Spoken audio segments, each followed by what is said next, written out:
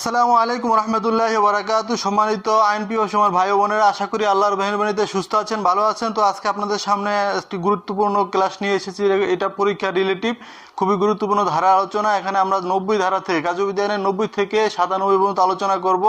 এখানে আমরা মোট 10টি ধারা আলোচনা করব। তো ভিডিওটা না টেনে আমরা পুরোপুরি ভিডিওটা দেখুন। অল্প সময়ে আপনি 10টি ধারা ইনশাআল্লাহ মুখস্থ করতে পারবেন। আমরা 1 নম্বরে লিখে রেখেছি এখানে কার্যবিজ্ঞানের 90 ধারা।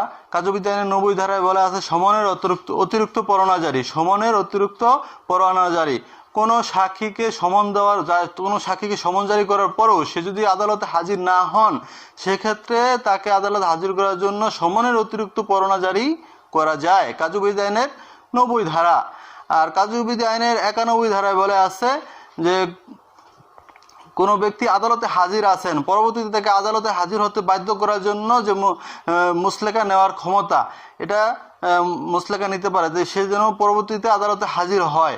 এখন সে অলরেডি আদালতে হাজির আছেন, তারপরও পরবর্তীতে তাকে আদালতে হাজির হবে, এইভাবে তার থেকে মুসলেকা নেওয়া যায়। কার্যবিধি আইনের 91 ধারায় এটা উল্লেখ রয়েছে। এখন আমরা চলে যাব 92 ধারা।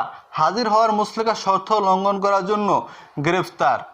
অর্থাৎ এটা আমরা বুঝি যে একজন ব্যক্তি মুসলেকা সম্পাদন করলেন, সে আদালতে হাজির হবেন, কিন্তু সে আদালতে হাজির হলেন না, হাজির হওয়ার মুসলেকা শর্ত সে লঙ্ঘন করেছে, এই ক্ষেত্রে তাকে গ্রেপ্তারি পরোয়ানা ইস্যু করা যায়। আদালত তার নামে গ্রেপ্তারি পরোয়ানা ইস্যু করতে পারে। এটা কার্যবিধি আইনের 92 ধারায় উল্লেখ রয়েছে। আমরা জানবো বাংলাদেশের বাইরে সমন জারি। বাংলাদেশের বাইরে সমন জারি কিভাবে করা যায়।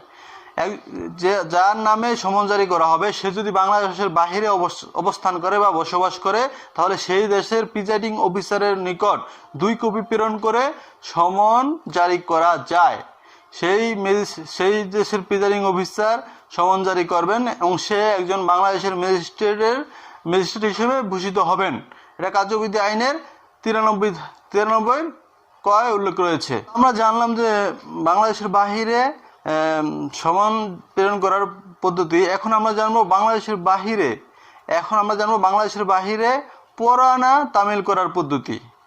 লক্ষ্য করুন, একইভাবে যে যার নামে পরোয়ানা ইস্যু হয়েছে, গ্রেপ্তারি পরোয়ানা, সে যদি বাংলাদেশের বাহিরে অবস্থান করেন বা বিদেশে থাকেন, সেই ক্ষেত্রে সেই দেশের প্রিজাইডিং অফিসারের বরাবর এই পরোয়ানা প্রেরণ করা যায়। এটা উল্লেখ আছে কার্যবিধি আইনের 93 খ দ্বারা। আমরা জানলাম যে বাংলাদেশের বাইরে সমন জারি করা যায় 93 ক ধারায়, এবং বাংলাদেশের বাইরে গ্রেপ্তারি পরোয়ানা ইস্যু করা যায় 93 খ দ্বারা। কাছাকাছি ক্লোজ ধারা, এটা একটু মনে রাখতে হবে, আমাদেরকে মুখস্থ রাখতে হবে। এখন আমরা জানবো বিদেশ হতে প্রাপ্ত পরোয়ানা জারি। বিদেশ হতে প্রাপ্ত পরোয়ানা জারি কিভাবে করা যায়। যেভাবে বাংলাদেশ থেকে প্রাপ্ত পরোয়ানা জারি যেভাবে করা হয়, বিদেশ থেকে প্রাপ্ত পরোয়ানা জারি ওইভাবেই করা হয়। এটা উল্লেখ আছে কার্যবিধি আইনের 93 গ ধারা। এখন আমরা দেখব 94 ধারা। 94 ধারায় বলা হয়েছে দলিল বা মামলা আলামত অথবা অন্য কোনো বস্তু যে ব্যক্তির দখলে রয়েছে, অফিসার ইনচার্জ অথবা মামলা তদন্তকারী অফিসার তা উপস্থিত করার জন্য সমন দিতে পারেন। এটা উল্লেখ রয়েছে কার্যবিধি আইনের 94 ধারায়। 95 ধারায় রয়েছে অবৈধ ডাক পার্সেল উদ্ধারের জন্য তল্লাশি। আদালত অবৈধ ডাক পার্সেল উদ্ধারের জন্য তল্লাশি পরোয়ানা ইস্যু করতে পারেন। হইল কার্যবিধি আইনের 94, 95, 98, 99 ক এবং 100 ধারা মোতাবেক কোনো মামলা আলামত, অবৈধ ডাক পার্সেল, চোরাই মাল এবং অবৈধ প্রকাশনা এবং অন্যায়ভাবে কোনো আটককৃত ব্যক্তিকে উদ্ধারের জন্য আদালত কর্তৃক স্বাক্ষরিত সিলমোহরকৃত যে আদেশনামা ইস্যু করা হয় তাকে তল্লাশি পরোয়ানা বলে। তল্লাশি পরোয়ানার পিআরবি হলো 280। এটা আমাদেরকে মুখস্থ রাখতে হবে। তো আমরা জানলাম পরিষ্কারভাবে যে তল্লাশি পরোয়ানা কি।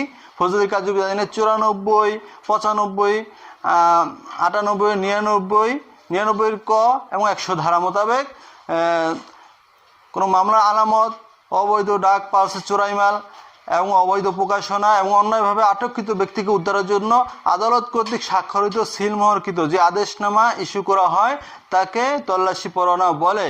কার্যবিধি আইনের 96 ধারা পিআরবি 280 বিধি। তো আমরা এখন জানবো 97 ধারা। 97 ধারায় রয়েছে তল্লাশি নিয়ন্ত্রণ নিষেধ, অর্থাৎ তল্লাশি পরোয়ানার নিয়ন্ত্রণ। আদালত যে জায়গা বা যে স্থানের তল্লাশি কথা উল্লেখ করবে পরোয়ানায় সেই স্থানেই তল্লাশি করা যাবে, অন্য কোথাও তল্লাশি করা যাবে না। কার্যবিধি আইনের 97 ধারা। আমরা একবার হোয়াইট বোর্ডে এটা বিস্তারিতভাবে একবার পড়ে নেই, তাহলে আমাদের ইনশাল্লাহ এই চর্চাটা আরও মজবুত হয়ে যাবে। চলুন আমরা হোয়াইট বোর্ডে যাই। হোয়াইট বোর্ডে দেখেন আমরা প্রথমে দেখতে পাই সমনের অতিরিক্ত পরোয়ানা জারি। সমন জারি করার পর সাক্ষী যদি আদালতে হাজির না হয় তাহলে এমন অবাধ্য সাক্ষীর প্রতি সমনের অতিরিক্ত পরোয়ানা জারি। কার্যবিধি আইনের 90 ধারা। হাজির হওয়ার জন্য মুসলেকা নেওয়ার ক্ষমতা। আদালতে হাজির আছেন এমন ব্যক্তির নিকট হতে মুসলেকা নিয়ে পরবর্তীতে আদালতে হাজির হতে বাধ্য করা যায়। কার্যবিধি আইনের 91 ধারা। হাজির হওয়ার মুসলেকার শর্ত লঙ্ঘন করার জন্য গ্রেপ্তার। ফৌজদারি কার্যবিধি আইনের 92 ধারা। হাজির হওয়ার মুসলেকার শর্ত লঙ্ঘন করার জন্য, অর্থাৎ হাজির হওয়ার জন্য তার থেকে যে মুসলেকা সম্পাদন করা হয়েছে সে যদি সেই মুসলেকা অনুযায়ী আদালতে হাজির না হন, সেই শর্ত লঙ্ঘন করেন, হাজির হওয়ার মুসলেকার শর্ত লঙ্ঘন করেন, তার জন্য আদালত গ্রেপ্তারি পরোয়ানা ইস্যু করতে পারেন এবং পুলিশ অফিসার তাকে গ্রেপ্তার করে আদালতে হাজির করতে পারেন। বাংলাদেশের বাইরে সমন জারি। বাংলাদেশের বাইরে সমন জারি ফৌজদারি কার্যবিধি আইনের 93 ক ধারা। যদি যার প্রতি সমন জারি করা হবে সে যদি দেশের বাহিরে অবস্থান করে তাহলে সমনের 2 কপি সেই দেশের প্রিজাইডিং অফিসারের নিকট প্রেরণ করে সমন জারি করা যায়। ফৌজদারি কার্যবিধি আইনের 93 ক ধারা। বাংলাদেশের বাহিরে কার্যকর করার জন্য পরোয়ানা প্রেরণ। আমরা আগে দেখলাম যে সমন জারি করার জন্য বাংলাদেশের বাহিরে সমন জারি, এখন দেখতেছি বাংলাদেশের বাহিরে গ্রেপ্তারি পরোয়ানা প্রেরণ। যার বিরুদ্ধে পরোয়ানা ইস্যু হয়েছে সে যদি দেশের বাহিরে অবস্থান করে সে দেশের প্রিজাইডিং অফিসারের বরাবর গ্রেপ্তারি পরোয়ানা প্রেরণ করা যায়। কার্যবিধি আইনের 93 খ ধারা। বিদেশ হতে প্রাপ্ত পরোয়ানা বাংলাদেশে জারি ও কার্যকরীকরণ। কার্যবিধি আইনের 93 গ ধারা। এমনিভাবে বিদেশ থেকে প্রাপ্ত পরোয়ানা বাংলাদেশে কি করা যায়, জারি করা যায়। যেভাবে বাংলাদেশ থেকে একজন ব্যক্তির নামে গ্রেপ্তারি পরোয়ানা ইস্যু করলে যেভাবে কার্যকর করে, ঠিক বিদেশ থেকে প্রাপ্ত পরোয়ানা সেইভাবেই কার্যকরী হবে। কার্যবিধি আইনের 93 গ ধারা। দলিল আদি বা অন্য কোনো বস্তু দাখিল করার জন্য সমন। ফৌজদারি কার্যবিধি আইনের 94 ধারা। দলিল আদি বা অন্য কোনো বস্তু যার দখলে রয়েছে, দলিল আদি বা অন্য কোনো বস্তু যার দখলে রয়েছে সেই ব্যক্তিকে উক্ত দলিল আদি এবং কাগজপত্র বা অন্য কোনো বস্তু সেটা পুলিশ অফিসার কি করতে পারে, হাজির করার জন্য তাকে সমন দিতে পারেন। কার্যবিধি আইনের 94 ধারা। চিঠিপত্র টেলিগ্রাম সম্পর্কিত কার্যবিধি। ফৌজদারি কার্যবিধি আইনের 95 ধারা। চিঠি, অবৈধ ডাক পার্সেল এগুলো উদ্ধারের জন্য আদালত কি করতে পারে, তল্লাশি পরোয়ানা ইস্যু করতে পারে। এবং তল্লাশি পেয়ে পুলিশ অফিসার কি করবে, একজন ডাক বিভাগের ব্যক্তিদের সাহায্য ও সহযোগিতা নিয়ে তারা পুলিশ অফিসার কি করবে, তল্লাশি কার্য শুরু করতে পারেন। কার্যবিধি আইনের 95 ধারায় উল্লেখ রয়েছে। তো আমরা দেখব তল্লাশি পরোয়ানা। তল্লাশি পরোয়ানা বলা হয়েছে ফৌজদারি কার্যবিধি আইনের 96 ধারা ছাড়া PRB 280। এই তল্লাশি পরোয়ানার সংখ্যাটা এখানে উল্লেখ রয়েছে। তল্লাশি পরোয়ানা কি, ফৌজদারি কার্যবিধি আইনের 94, 95, 98, 99 ক এবং 100 ধারা মোতাবেক মামলার আলামত, অবৈধ ডাক পার্সেল, চোরাই মাল এবং অবৈধ প্রকাশনা এবং অন্যায়ভাবে কোনো আটককৃত ব্যক্তিকে উদ্ধারের জন্য আদালত কর্তৃক স্বাক্ষরিত সিলমোহরকৃত যে আদেশনামা ইস্যু করেন তাকে তল্লাশি পরোয়ানা বলে। কার্যবিধি আইনের 96 ধারা PRB 280 বিধি। সর্বশেষ আজকে 10 নম্বর পয়েন্ট আমরা শিখব পরোয়ানা নিয়ন্ত্রণের ক্ষমতা।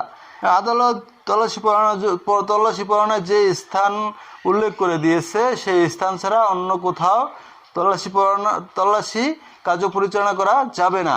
এটা কার্যবিধি আইনের 97 ধারা। পরোয়ানা নিয়ন্ত্রণের ক্ষমতা, এটা আমরা জানলাম কার্যবিধি আইনের 97 ধারা।